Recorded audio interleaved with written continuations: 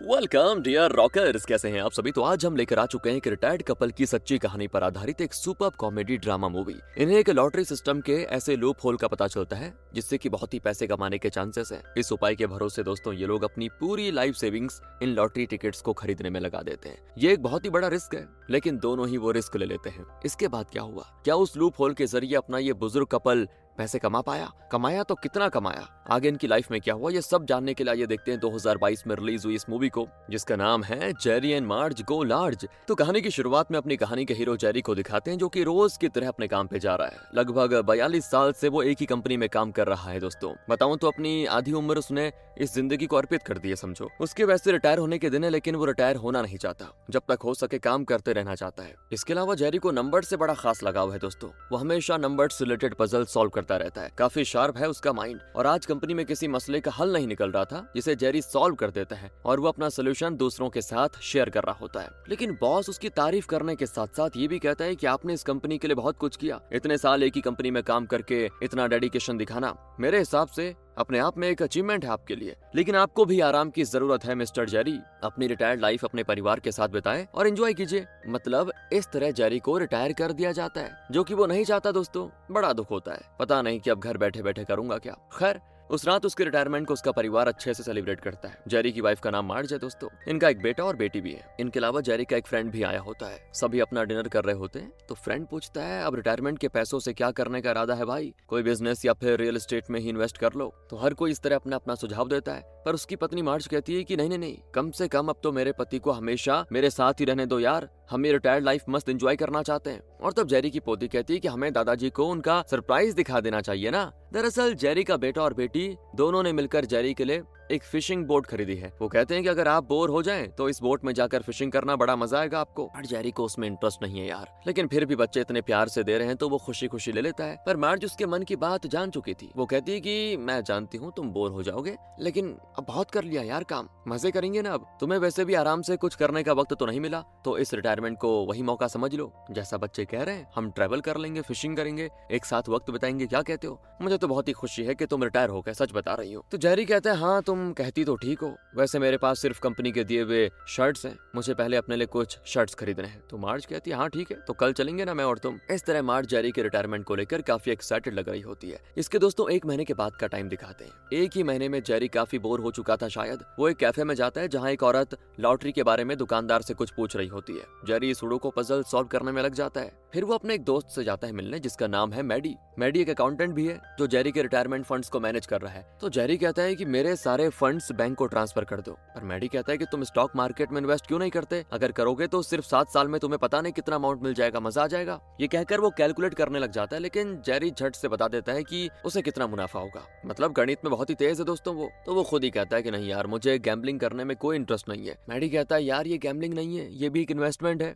तो जेरी कहता है नहीं नहीं नहीं, मैं रिस्क नहीं ले सकता, अगर स्टॉक मार्केट गिरा तो मेरे रिटायरमेंट का पूरा पैसा डूब जाएगा, इसलिए तुम मेरे पूरे पैसे को बैंक में ट्रांसफर कर दो। फिर जेरी फिशिंग बोट को लेकर फिशिंग करने जाता है। वो बोट को पानी में सरकाता है, लेकिन वो अपने ट्रक में हैंड ब्रेक लगाना भूल गया था, तो वो पानी के अंदर आने लग जाता है। और फिर जेरी जल्दी से गाड़ी में चढ़कर एक्सीलरेटर दबाता है दोस्तों, लेकिन बोट भी ट्रक के साथ साथ खींची चली गई थी। इसी वजह से बोट का इंजन खराब हो जाता है। फिर उस बोट को मैकेनिक शेड में छोड़कर जेरी वापस कैफे में आता है। इस बार कोई और उस लॉटरी के बारे में पूछ रही होती है, तो जेरी कॉफी लेकर बैठ जाता है चुपचाप। तब वो उस लॉटरी का एक ऐड देखता है। उसको लगता है ऐसा क्या है इस लॉटरी में जो इतने लोग इसको खरीदते हैं, खेलते हैं। उस कार्ड के पीछे उस लॉटरी के बारे में सारे इंस्ट्रक्शंस लिखे होते हैं कि जैकपॉट लगने के क्या क्या चांसेस होते हैं, अगर जैकपॉट नहीं लगा तो बाकी टिकट्स के जीतने के क्या चांसेस हैं, वगैरह वगैरह। ये लॉटरी नंबर्स का खेल है और जेरी तो नंबर्स के मामले में काफी पहुंचा हुआ आदमी है दोस्तों। उन इंस्ट्रक्शंस को देखकर जेरी को अचानक कुछ बढ़िया सा सोचता है और वो तुरंत कोई कैलकुलेशन करता है। अब उसको देखकर तो ऐसे लगता है जैसे कि लॉटरी जीतने का कोई अनोखा उपाय उसको मिल चुका हो। तुरंत ही वो मैडी से बात करता है, कहता है कि नहीं नहीं, मुझे लॉटरी में बहुत ही पैसे जीतने का एक लूप होल मिला है। मैडी कहता है कि वाह भाई, स्टॉक मार्केट को लेकर गैम्बलिंग कह रहे थे और अब लॉटरी की बात कर रहे हो, क्या ये गैम्बलिंग नहीं है। तो जेरी कहता है अबे स्टॉक मार्केट में लॉस हो सकता है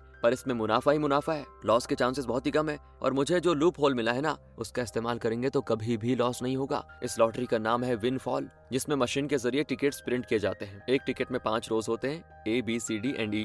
उन 5 रोज में हर रो में 6 सेट ऑफ 2 डिजिट्स नंबर होते हैं, और ये जो लॉटरी कंपनी यानी कि विनफॉल है, ये कुछ सेट ऑफ नंबर्स वाले बॉल में से लकी ड्रॉ करती है जिसमें 6 सेट ऑफ नंबर्स निकलेंगे। अगर आपके खरीदे हुए टिकट का कोई एक रो उनके सेट ऑफ नंबर से मैच कर जाए तो आपको मिलेगा जैकपॉट। फॉर एग्जाम्पल, इसमें 23, 45, 1, 25, 6, 21 नंबर्स हैं। तो अगर आपके टिकट के किसी एक रो से ये एग्जैक्टली मैच कर गए तो आप होंगे टॉप विनर, यानी कि जैकपॉट विनर। लेकिन जैकपॉट लगना बहुत रेयर है, लगभग इम्पॉसिबल। तो सबसे पहले तो इस विनिंग नंबर्स को अनाउंस करने के बाद अगर कोई भी जैकपॉट क्लेम नहीं करता, यानी किसी को जैकपॉट नहीं मिला, तो विनफॉल 2-3 दिन के बाद फिर से लकी ड्रॉ करेगी। इन 2-3 दिनों में लोग फिर से टिकट्स खरीद सकते हैं और 3 दिन बाद होने वाले उस लकी ड्रॉ में से अगर किसी का नंबर सेट मैच हुआ तो उन्हें जैकपॉट मिलेगा।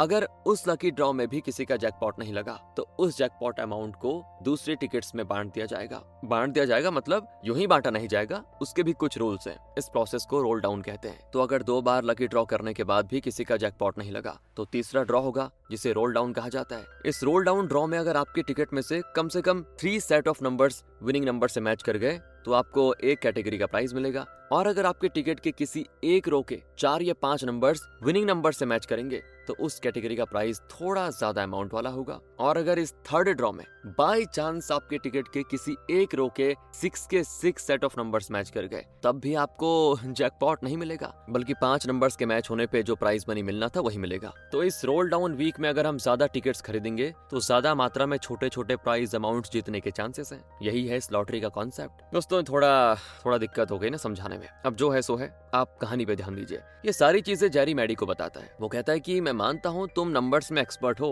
लेकिन जब तुम एक मामूली आदमी होकर इतना कुछ सोच सकते हो तो तुम्हें क्या लगता है कि इतनी बड़ी लॉटरी चलाने वाले विनफॉल कंपनी ने इस बारे में सोचा नहीं होगा? उसने ऐसा कोई लूप होल नहीं छोड़ा होगा भाई, और मुझे नहीं लगता कि इसमें उतनी कमाई हो पाएगी। पर जेरी को पूरा विश्वास है कि उसके उपाय से वो ज्यादा से ज्यादा टिकट्स खरीद कर काफी पैसा कमा सकता है। वो बैंक जाता है दोस्तों, और क्योंकि ये छोटा सा टाउन है तो यहाँ सभी एक दूसरे को जानते हैं। बैंक की कैशियर का नाम रोज है। वो जेरी से उसके परिवार का पहले हालचाल पूछती है तो जेरी भी बता देता है और कहता है कि मुझे अपने अकाउंट से $2000 निकालने हैं। जेरी ने वैसे पहले कभी इतनी बड़ी अमाउंट नहीं निकाली थी, तो रोज पूछती कि ऐसी क्या जरूरत पड़ गई आपको सर, हैं सब खैरियत तो है ना? तो जेरी कहता है सब ठीक है, मैंने सोचा कि इस अमाउंट को मैं मैडी को देकर कहीं इन्वेस्ट कर दूं। अब वहां से रकम निकालकर वो टाउन से थोड़ी दूर एक दुकान में जाता है जहां लॉटरी टिकट्स बेचे जाते हैं। वो इसीलिए कि उसके टाउन में किसी को पता ना चले ना, क्योंकि अगर किसी को पता चल गया तो वो तुरंत जेरी की पत्नी मार्ज को खबर कर देंगे कि तुम्हारा पति रिटायरमेंट के पैसे लॉटरी में उड़ा रहा है। जेरी कहता है कि मुझे $2000 के टिकट्स चाहिए। अब ये सुनकर दुकानदार बौखला जाती है कि इतने बड़े अमाउंट का लॉटरी कौन खरीदता है। वो टिकट्स दे देती है। टिकट्स लेकर जेरी घर आता है और चुपचाप टीवी पर विनफॉल का चैनल देखने लग जाता है जहां विनिंग नंबर अनाउंस किया जाएगा।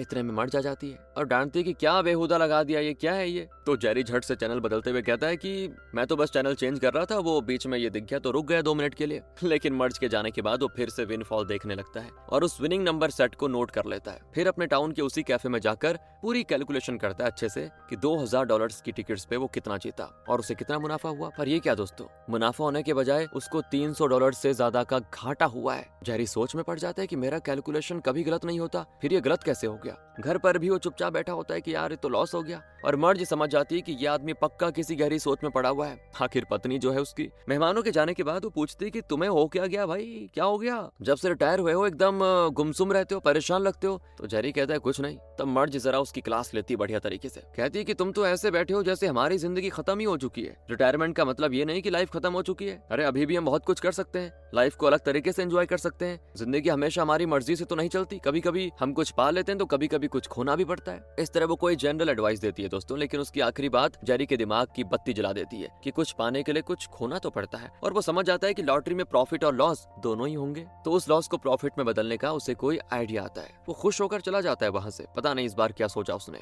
लेकिन मर्ज की समझ में नहीं आता कि अचानक ये बुढ़ा इतना खुश क्यों हो रहा है। अगले सीन में windfall company roll down announce करती है, जिसके बाद जेरी बैंक जाता है। वो अपना आइडिया किसी को बताना चाहता है और यहाँ वो रोज को समझाने की कोशिश करता है। कहता है क्या तुमने स्कूल में प्रोबेबिलिटी थियरी के बारे में पढ़ा? देखो मैं बताता हूँ, अगर इस कॉइन को तुम 1000 बार टॉस करोगी तो हेड या टेल आने के 50% चांसेस होंगे, लेकिन अगर तुम उस कॉइन को 10,000 बार टॉस करोगी तो हेड या टेल आने के चांसेस बढ़कर 60% हो जाएंगे, यानी विनिंग चांसेस बढ़ जाएगा। अब यहाँ रोज की कुछ समझ नहीं आता। असल में जेरी ये बताना चाहता है कि अगर हम 1000 टिकट्स खरीदेंगे तो उसमें से 10 टिकट्स के जीतने के चांसेस हैं और प्राइस अमाउंट छोटा होगा। पर अगर हम 10,000 टिकट्स, 1 लाख या 1 करोड़ टिकट्स खरीदेंगे तो विनिंग चांसेस बढ़ेगा और प्राइस अमाउंट भी बहुत बड़ा होगा। यहाँ रोज को लगता है कि अंकल का दिमाग खराब हो गया है। वो कहती है कि वैसे आपको चाहिए क्या? क्या आप इस एक कॉइन को बैंक में डिपॉजिट करना चाहते हैं? तो जेरी हंसता है, नहीं नहीं, मुझे अपनी सेविंग अकाउंट के पूरे पैसे चाहिए। तो वो अपने अकाउंट के पूरे $8,000 विड्रॉ करके फिर उसी टाउन के बाहर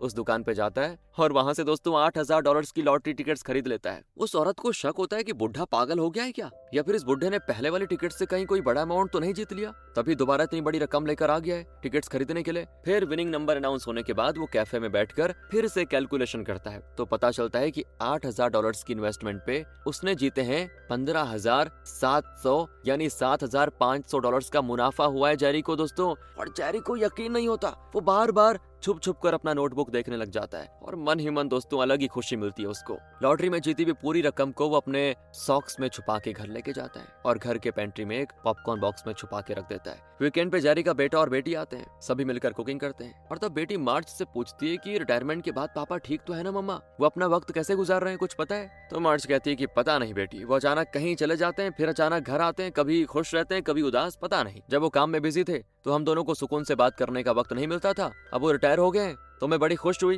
कि दोनों मिलकर ट्रैवल करेंगे, साथ में मिलकर कुछ इंटरेस्टिंग करेंगे, वक्त बिताएंगे, लेकिन वो भी नहीं हो रहा, मुझे नहीं लग रहा कुछ अच्छा, सच बताऊं तो। दूसरी ओर जेरी की पोती पेंट्री से पॉपकॉर्न बॉक्स उठा लेती है। जेरी कहता है कि बेटा वो दादाजी को दे दो, वो पुराना है, मैं तुम्हें दूसरा दूंगा, लेकिन वो जिद करती कि नहीं नहीं मुझे यही वाला चाहिए। जेरी घबरा जाता है क्योंकि इसमें तो पैसे हैं और वो नहीं चाहता कि घर में किसी को भी पता चले। वो कहता है 1 मिनट बेटा मुझे दे दो, मैं अभी तुम्हारे इसको वापस कर दूंगा तुम्हारे पास। तो वो बॉक्स लेकर अंदर जाता है और उसमें से पैसे निकाल कर कहीं और रख देता है। फिर वो पॉपकॉर्न का बॉक्स पोती को लौटा देता है। सबके जाने के बाद जेरी साफ सफाई कर रहा होता है तो मर्ज पूछती है तुमने उस पेंट्री बॉक्स में क्या रखा, कुछ रखा है क्या? जेरी की धड़कन तो रुक जाती कि बुढ़िया को पता चल गया क्या, ये तो मेरे सब बर्बाद कर देगी। और फिर कोई रास्ता ना पाकर जेरी कबूल कर लेता है कि मुझे माफ कर दो यार, मैंने बैंक से पैसे निकाल कर लॉटरी टिकट्स खरीदे। पर असल में मर्ज ने पेंट्री में छुपाए हुए नोट्स नहीं देखे थे, बल्कि जेरी ने भूले से अपना कोई मैला शर्ट पेंट्री में रख दिया था, उसी के बारे में मर्ज पूछ रही थी। लेकिन अपना सत्यवान जेरी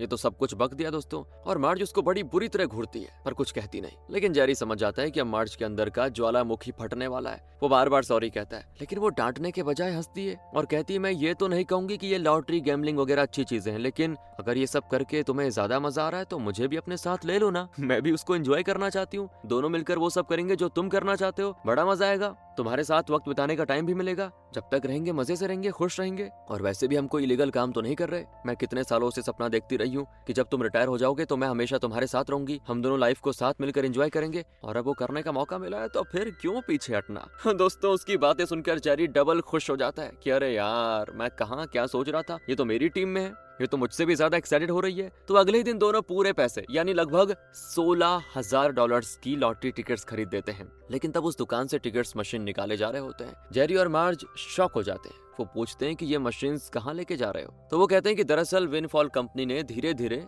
इस लॉटरी को बंद करने का फैसला किया। फिलहाल इस टाउन के सारे मशीन्स हटाए जा रहे हैं, लेकिन यहाँ से 10 घंटे का सफर करके आप मैसाचुसेट्स में जाकर टिकट्स खरीद सकते हैं, क्योंकि वहाँ अभी भी लॉटरी चल रही है। तो जेरी सोच में पड़ जाता है कि मर्ज मना करेगी क्योंकि 10 घंटे का सफर है और वो भी लॉटरी टिकट्स खरीदने के लिए, बताओ। लेकिन वो गलत था दोस्तों। उल्टा मर्ज कहती है कि हाँ क्यों नहीं, चलते हैं, घूम के मजा आ जाएगा, जरूर जाएंगे। उसका रिएक्शन देखकर जेरी का चेहरा खिल जाता है और तब मैडी कहता है कि यार मुझे भी अपने लॉटरी गेम में शामिल कर लो ना, मैं भी $1000 दूंगा, तुम लोग मेरे लिए भी टिकट्स खरीद लेना, मुझे भी थोड़ा मुनाफा हो जाएगा। तो वो अगले दिन मैसाचुसेट्स के लिए निकल जाते हैं दोस्तों, मार्ज जेरी के साथ ट्रेवल करने के लिए। उसके साथ टाइम बिताने के लिए इतनी उतावली है कि वो 10 घंटे के लिए स्नैक्स, खाना सब कुछ पैक कर लेती है। कहती है कि हम मैसाचुसेट्स जाकर एक अच्छे होटल में कमरा लेंगे, लॉटरी टिकट्स खरीदकर कमरे में बैठकर लकी ड्रॉ देखेंगे, बड़ा मजा आएगा। फिर क्या था, दोनों निकल पड़ते अपने सफर पे। जवानी में दोनों जब एक साथ घूमा करते थे तो वो बहुत ही खुश थे, वही खुशी अब उन्हें फिर से महसूस हो रही है। खासकर मर्ज की तो दोस्तों अलग ही मतलब फील हो रहा है उसको। पुराने गाने बजते हुए मस्त एंजॉय करके दोनों निकलते हैं अपनी मस्त ड्राइव पे। आखिर वो मैसाचुसेट्स पहुंच जाते हैं और वहाँ लॉटरी की दुकान में जाकर कहते हैं कि हमें 8000 की लॉटरी टिकट चाहिए। इस दुकानदार का नाम बिल है दोस्तों, लेकिन बिल गणित में बहुत ही कमजोर लगता है। वो कैलकुलेट करने लग जाता है कि 8000 टिकट्स के लिए कितने पैसे लगेंगे। जेरी कहता है यार इतना मत सोच, एक टिकट की कीमत $2 है तो 8 के हुए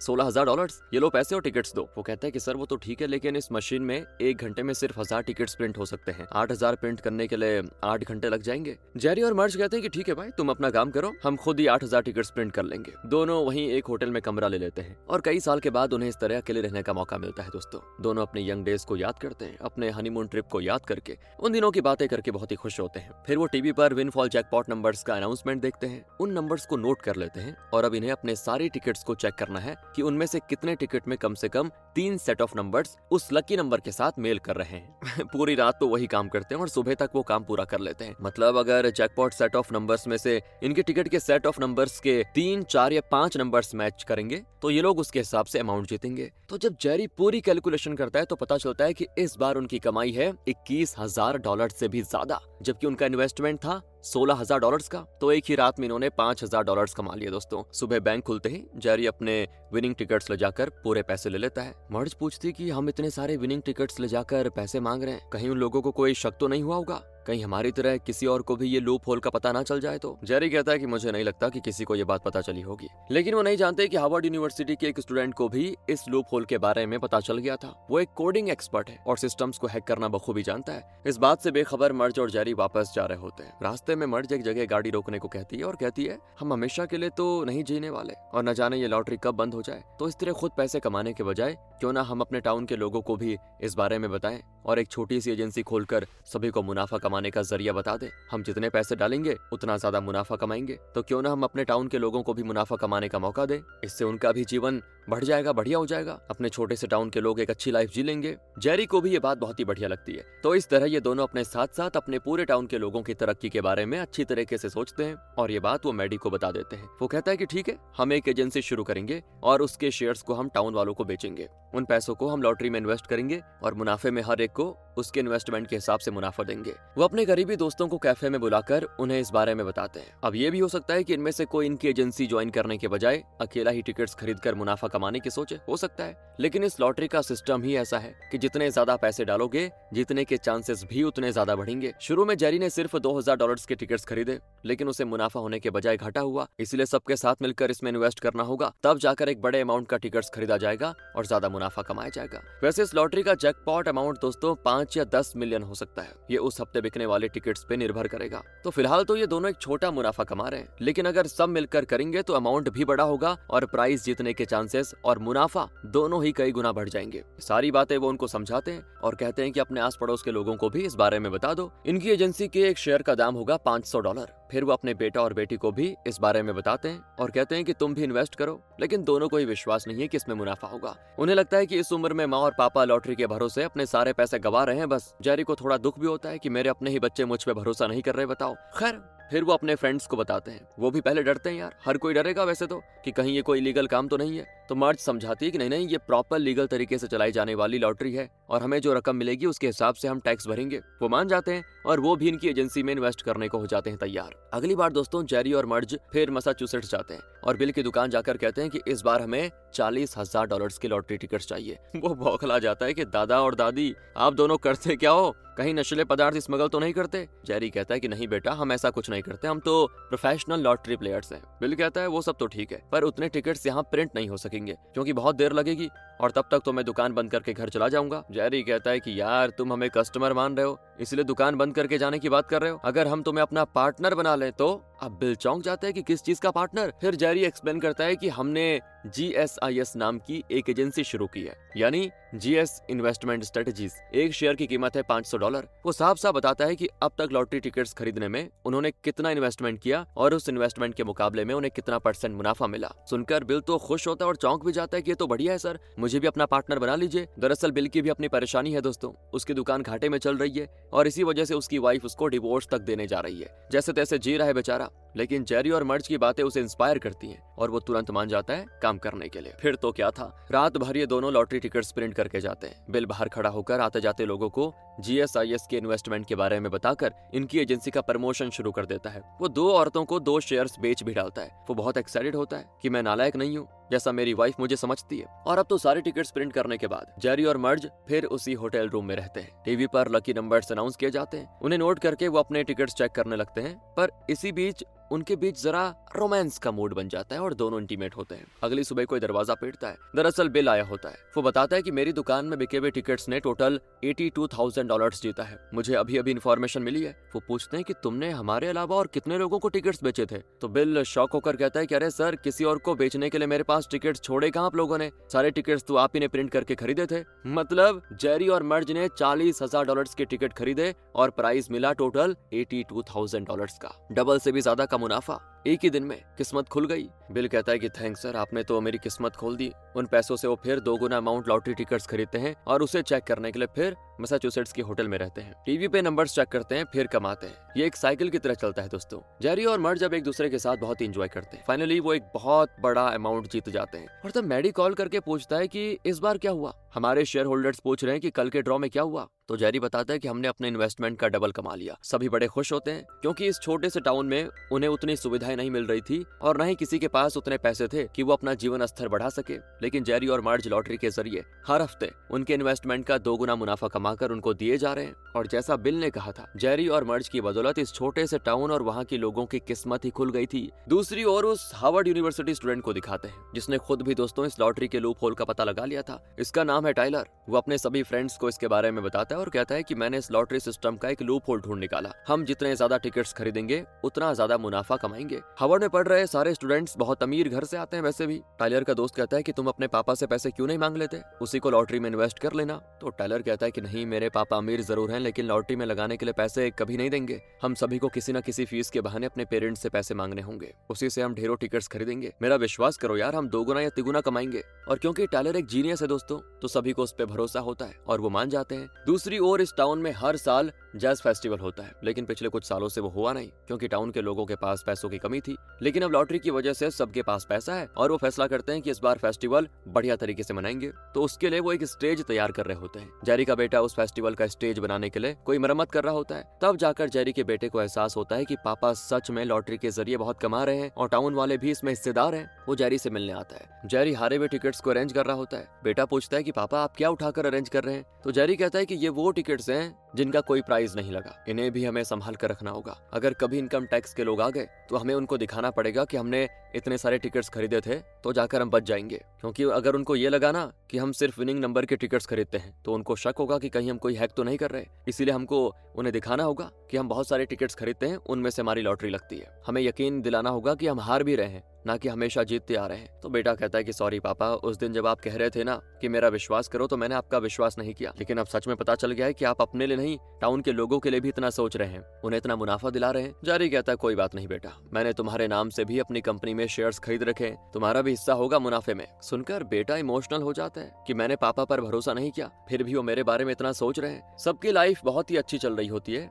ऊपर से फेस्टिवल भी आने वाला है। इस बात को सेलिब्रेट करने के लिए सभी रेस्टोरेंट जाते हैं और खाना खाते हैं बढ़िया तरीके से। मैडी पूछता है कि हमारा अगला प्लान क्या है? तो जेरी कहता है कि अगली बार हम $6 लाख के टिकट्स खरीदेंगे, मुनाफा कई गुना ज्यादा होगा। इस बार फेस्टिवल हम बड़ी धूमधाम से मनाएंगे। अगले सीन में बिल जेरी को अपने फ्रेंड की दुकान में लेके जाता है। दरअसल एक दुकान को सिर्फ एक लॉटरी टिकट्स मशीन दिया जाता है और बिल की दुकान में पहले से एक मशीन है। $6 लाख की टिकट्स को प्रिंट करने के लिए कम से कम 2 मशीन की जरूरत तो पड़ेगी, इसलिए उसने अपने फ्रेंड की दुकान के लिए एक मशीन मंगवाई थी। अब बिल का फ्रेंड भी इनका पार्टनर होगा, GSIS में उसका भी शेयर होगा और मुनाफे में भी हिस्सा मिलेगा। अब दोनों मशीन में दिन रात टिकट्स प्रिंट होते हैं। कट करके बॉस्टन ग्लोब नाम की एक न्यूज एजेंसी को दिखाते हैं। वहाँ की एक जर्नलिस्ट जिसका नाम माया है, उसने विनफॉल लॉटरी के बारे में कुछ पता लगाया था, जिसके बारे में वो एक स्टोरी करना चाहती है। वो अपने एडिटर को बताती है कि साल में 5 बार ये लॉटरी कंपनी अपने उन विनर्स की डिटेल्स अपनी वेबसाइट पे पब्लिश करती है जिन्होंने $50,000 या उससे ज्यादा की रकम जीती हो। उस लिस्ट से पता चला है कि एक आदमी ने इस साल में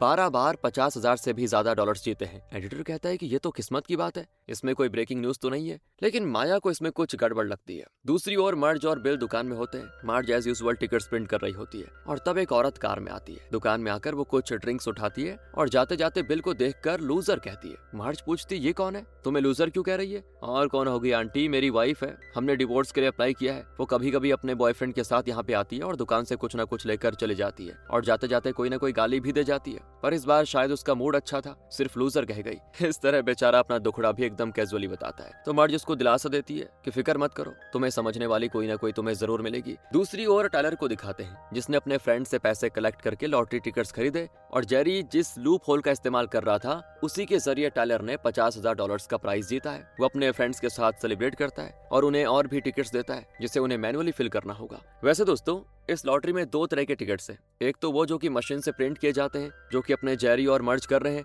दूसरा है मैनुअल टिकट्स जिसमें लोग टिकट्स खरीद कर उसमें मैनुअली नंबर्स चूज करके मार्क करेंगे और उसे दुकानदार को देंगे जो उसे स्कैन कर देगा। और जब विनिंग नंबर्स अनाउंस किए जाएंगे तो अगर उसमें इनके मार्क किए हुए नंबर्स रहे तो उन्हें प्राइज मिलेगा। तो इस तरह ये लोग मैनुअल टिकट्स खरीद कर अपना गेम खेल रहे हैं। सभी अपने अपने चॉइस के हिसाब से नंबर्स को मार्क कर रहे होते हैं। और तब टायलर का दोस्त एरिक जो कि सिस्टम्स और डेटाबेसेस हैक करने में बड़ा माहिर है, वो एक बात नोटिस करता है। वो टायलर को बताता है कि विनफॉल के डेटाबेस को हैक करके मुझे पता लगा है कि पिछले रोल डाउन में हमें और भी ज्यादा अमाउंट मिल सकता था लेकिन हमें उतना मुनाफा नहीं मिला। इसकी वजह यह है कि हमारी तरह एक और टीम भी इस रोल डाउन लूप होल का फायदा उठाकर बहुत कमा रही है। मतलब दोस्तों ये जेरी और मर्ज की बात कर रहे हैं। अब उसे पता चल चुका है कि कोई और भी है जो लंबे समय से इस लूप होल से खेलकर बहुत कमा रहा है। दूसरी ओर मर्ज बिल की दुकान में टिकट्स प्रिंट कर रही होती है। जेरी बिल के फ्रेंड की दुकान से टिकट्स प्रिंट करके आता है। बहुत ही खुश नजर आ रहा होता है क्योंकि आज उसकी और मर्ज की वेडिंग एनिवर्सरी है। दोनों शैंपेन बॉटल खोलकर रोमांटिक म्यूजिक प्ले करके डांस कर रहे होते हैं। तभी वहाँ पे टायलर और एरिक आ जाते हैं। दोस्तों इनको देखकर वो ठहाका मार के हंसते हैं। उन्हें लगा था कि अगर हमारे अलावा किसी और ने इस लूप होल को क्रैक किया है तो वो जरूर कोई यंग जीनियस होगा, लेकिन यहाँ 2 बुजुर्गों को देखकर उनको हंसी आ जाती है कि क्या ये लोग उस लूप होल को क्रैक कर गए। उसकी बातों में बहुत ही घमंड होता है। दोस्तों कहता है कि आप इस उम्र में ये सब अकेले क्यों कर रहे हैं, हमारी टीम को ज्वाइन कर लीजिए, आपके इन्वेस्टमेंट का हम कई गुना ज्यादा मुनाफा कमा कर देंगे। लेकिन जेरी कहता है कि बेटा मैं नहीं जानता कि तुम किस बारे में बात कर रहे हो, अगर पता भी होगा तो मुझे तुमसे कोई लेना देना है नहीं, तुम अपने ढंग से काम करो, हमें अपने ढंग से करने दो। लेकिन वो इन दोनों को चिढ़ाने लगता है। जेरी तो बड़ी शांति से कहता है कि बेटा आज हमारी वेडिंग एनिवर्सरी है, हम कुछ अच्छे पल साथ गुजारना चाहते हैं, अगर तुम्हारे पेरेंट्स ने तुम्हें जरा भी तमीज सिखाई हो तो प्लीज हमें अकेला छोड़कर चले जाओ। वो भी चले जाते हैं लेकिन जाने से पहले वो कहता है कि हमने आपका डेटा हैक किया था और हमें पता चला कि आप एक मैथ्स जीनियस हो, लेकिन हम आपसे भी बड़े जीनियस हैं, हार्वर्ड में पढ़ते हैं, इस लॉटरी में आपसे भी ज्यादा कमाने का हमने एक उपाय निकाल लिया है। कहकर वो बाइनोमियल डिस्ट्रीब्यूशन नाम का कोई मैथ्स कॉन्सेप्ट बताने को लग जाता है। कहता है कि उसके जरिए मशीन प्रिंटेड टिकट से भी ज्यादा मैनुअल टिकट्स के जीतने की प्रोबेबिलिटी है। उसको लगता है दोस्तों इस बूढ़े को वो कॉन्सेप्ट कहाँ पता होगा, लेकिन जेरी तो सब जानता है। वो कहता है कि बेटा जिस स्कूल में तुम्हारे पापा पढ़ा करते थे ना उसमें मैं प्रिंसिपल रह चुका हूँ, मैं बाइनोमियल डिस्ट्रीब्यूशन जानता हूँ अच्छे से, और ये भी जानता हूँ कि मैनुअल टिकट्स में 2 खामियां हैं। एक तो मैनुअल टिकट्स मार्क करने में ज्यादा टाइम लगता है क्योंकि हर कोई सोच समझकर अपने नंबर्स मार्क करेगा, जबकि मशीन 1 घंटे में 1000 टिकट्स प्रिंट करेगी। दूसरी खामी यह है कि मैनुअली मार्क करने से 2 लोगों का एक ही नंबर सेट को मार्क करने का चांस ज्यादा हो जाएगा। मतलब एक ने एक जैसा लिखा तो दूसरा भी वैसा लिख सकता है, जो कि मशीन प्रिंटिंग में नहीं है क्योंकि मशीन तो एआई है। इसीलिए मैनुअल से मशीन टिकट्स की जीतने के चांसेस कई गुना ज्यादा है। इतना एक्सप्लेन करके जेरी उन दोनों के घमंड को 1 सेकंड में तोड़ फेंकता है। दोस्तों अगले सीन में बिल अपने डिवोर्स पेपर साइन कर रहा होता है। बेचारे की अलग कहानी चल रही है। बिल की हर प्रॉपर्टी में उसकी वाइफ आधा हिस्सा मांगती है, घर दुकान हर चीज में आधा। तब लॉयर कहता है कि बिल ने हाल ही में GSIS नाम की एक कंपनी के शेयर्स खरीदे हैं, क्या तुम्हें उसमें भी हिस्सा चाहिए। अब बिल की वाइफ को लगता है कि अगर इस नालायक ने कहीं पैसे डाले हैं तो वो जरूर घाटे में जाएगा, इसीलिए वो कहती है कि नहीं मुझे उसमें से कुछ नहीं चाहिए। दोनों बाहर आते हैं तो बिल अपनी कार में निकल रहा होता है और तब उसकी वाइफ पूछती है ये GSIS कंपनी करती क्या है। बिल कहता है अच्छा बात तुमने उसमें हिस्सा नहीं मांगा, तुम मेरा घर दुकान सब ले लो, लेकिन उस कंपनी के शेयर्स में मैं तुम्हें कभी भी हिस्सा नहीं दूंगा क्योंकि वो मेरे लिए सोने के अंडे देने वाली मुर्गी है, समझे। हर हफ्ते वो कंपनी लॉटरी में हजारों डॉलर्स मुझे कमा कर दे रही है। My dear ex wife, thank you for not choosing this, goodbye forever. इस तरह उसको चिढ़ाकर बिल मजे से निकल जाता है। उसकी वाइफ का चेहरा दोस्तों देखने लायक होता है। इस समय सोचती है कि यार ये मैंने क्या कर दिया, अगर पहले पता होता तो हिस्सा मांग लेती। अगले सीन में मैडी को दिखाते हैं जिसने लॉटरी की कमाई से एक लग्जरी कार खरीद ली है। ये सब कुछ जेरी और मार्ज की GSIS में इन्वेस्ट करने से हुआ। अब जेरी मैडी को बताता है कि हार्वर्ड के एक स्टूडेंट को भी लॉटरी के उस लूप होल के बारे में पता चल चुका है। वो मैनुअल टिकट्स के जरिए रोल डाउन का फायदा उठाकर कमा रहा है और वो मुझे धमकाने आया था कि हमारे साथ मिलकर ये बिजनेस करो, लेकिन मैंने मना कर दिया। तो मैडी पूछता है क्या इससे हमारे मुनाफे में कोई प्रॉब्लम होगी। तो जेरी कहता नहीं, क्योंकि वो सब अभी बच्चे हैं इस गेम में, लेकिन हम बहुत स्ट्रेटेजिकली खेल रहे हैं। हम हर बार रोल डाउन वीक को जहन में रखते हुए कैलकुलेट करते हैं कि कब जैकपॉट अनाउंस किया जाएगा और उसके बाद कितने दिन का टाइम होगा अगले रोल डाउन के लिए, और इस बीच कितने टिकट्स खरीदने से कितने रोल डाउन प्राइजेस जीते जाएंगे। इस तरह से बहुत कैलकुलेट करके हम ये सब कर रहे हैं, लेकिन उन्हें ये सब नहीं पता, इसीलिए हमें फिक्र करने की जरूरत नहीं है। लेकिन पता नहीं ये सब कितने दिन चलेगा। अगर उस लड़के के अलावा और भी किसी को इस लूप होल का पता चला तो कंपटीशन बढ़ जाएगा और हमारी कमाई थोड़ा कम हो जाएगी। इसलिए जितना जल्दी हो सके हमें बड़ी मात्रा में टिकट्स खरीदकर बड़ा अमाउंट जीतना होगा। दूसरी ओर माया दोस्तों विनफॉल कंपनी के हेड ऑफिस पहुंच जाती है और उस कंपनी के ओनर को बताती है कि आपकी लॉटरी के रोल डाउन सिस्टम में एक लूप होल है, कुछ लोग उसका फायदा उठा रहे हैं। दरअसल इस कंपनी में हर कोई इस लूप होल के बारे में और जेरी के बारे में जानता है और ये भी जानता है कि वो इस तरह के उपाय से लॉटरी प्राइजेस जीत रहा है, लेकिन कंपनी का ओनर ये कबूल नहीं करना चाहता, क्योंकि अगर ये बात मीडिया के जरिए बाहर निकली तो लोग लॉटरी टिकट्स खरीदना ही बंद कर देंगे और उसे अपनी कंपनी बंद करनी पड़ेगी। इसीलिए वो कहता है कि आप हमेशा किसी की नेगेटिव पब्लिसिटी क्यों करना चाहती हैं बताइए। हमारी कंपनी ने जो अच्छे काम किए हैं, जो डोनेशंस दिए हैं, लोगों के फायदे के लिए जो काम किया है, उन चीजों पर एक स्टोरी क्यों नहीं करती आप? किसी छोटे टाउन में एक बेचारा बूढ़ा रिटायर्ड आदमी अपनी अच्छी किस्मत का फायदा उठाकर थोड़ी रकम कमा भी रहा है, उससे प्रॉब्लम क्या है आपको?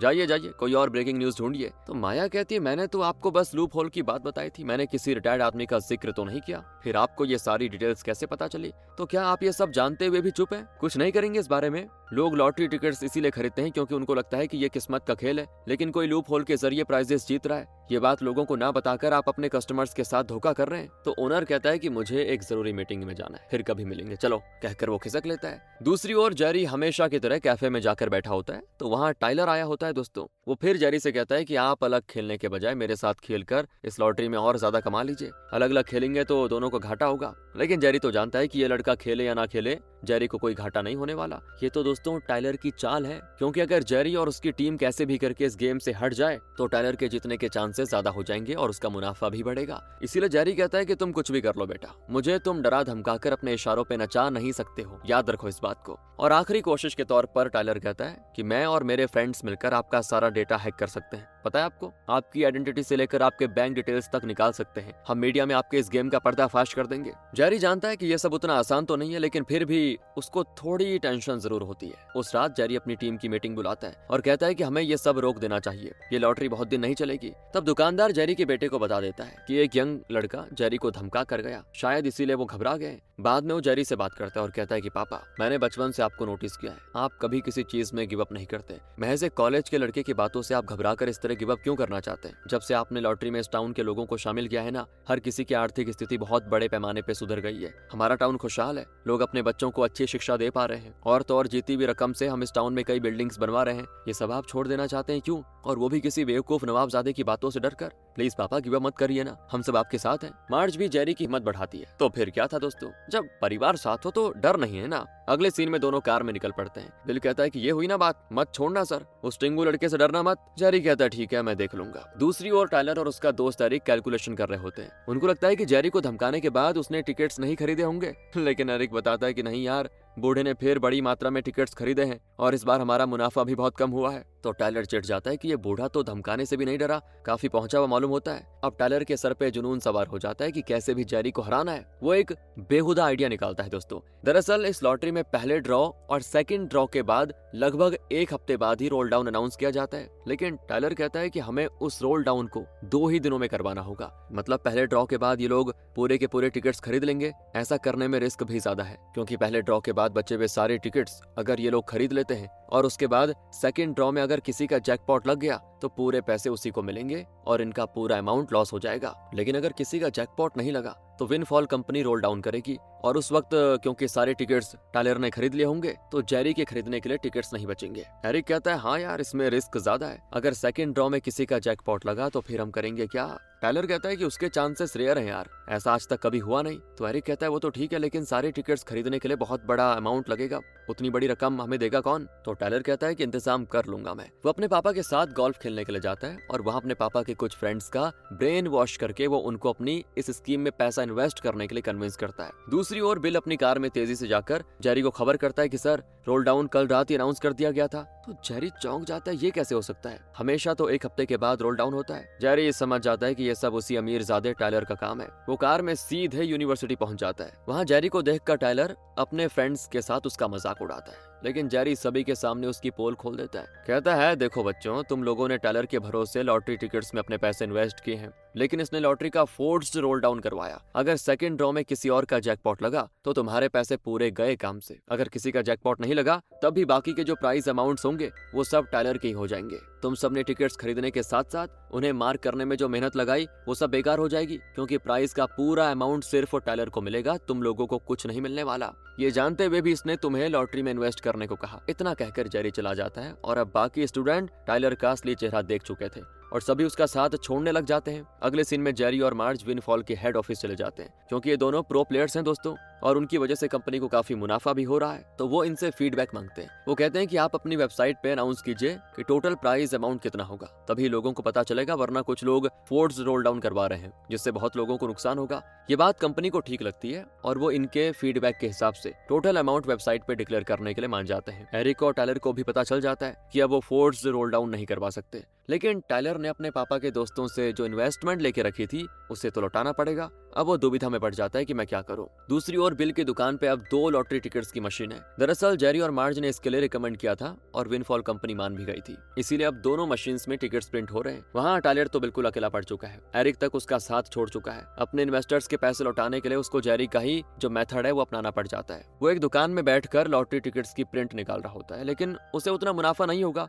क्योंकि ज्यादा टिकट्स खरीदने के पैसे नहीं है उसके पास। दूसरी ओर माया अब जेरी के बारे में सारी डिटेल्स निकाल लेती है। उसे पता चलता है कि जेरी का पूरा नाम है जेराल्ड सिल्वी और उसी के नाम से उसने एजेंसी खोली थी GSIS। और विनफॉल कंपनी के डेटा से दोस्तों माया को टायलर के बारे में भी पता चल जाता है कि जेरी की तरह वो भी रोल डाउन के लूप होल का इस्तेमाल करके काफी पैसा कमा चुका है। वो फैसला करती है कि वो जेरी और टायलर दोनों से मिलेगी और एक स्टोरी करेगी। दूसरी ओर जेरी और उसका बेटा कई साल के बाद बहुत ही खुश दिखते हैं। बेटा कहता है कि बचपन में आप मेरे साथ मस्त खेला करते थे। तभी माया आ जाती है और जेरी से लॉटरी के बारे में सवाल करती है दोस्तों। तो जेरी उसे सब कुछ बता देता है क्योंकि उसे डरने की कोई जरूरत नहीं है, उसने कोई लीगल काम नहीं किया। वो अपने हारे हुए टिकट्स भी दिखाता है। तो माया को तसल्ली हो जाती है कि जेरी किसी ट्रिक के जरिए पैसे नहीं जीत रहा बल्कि वो हार भी रहा है। और तो और वो ये भी देख पाती है कि जेरी ने सिर्फ अपने लिए नहीं अपने टाउन की तरक्की में भी बहुत बड़ी भूमिका निभाई। अपने GSIS एजेंसी में टाउन के लोगों का इन्वेस्टमेंट लेकर उसने उनकी जिंदगियां बदल दी हैं। ऐसे आदमी के बारे में वो भला नेगेटिव स्टोरी क्यों करेगी। तो वो फैसला करती है कि वो जेरी को अपना अच्छा काम करने देगी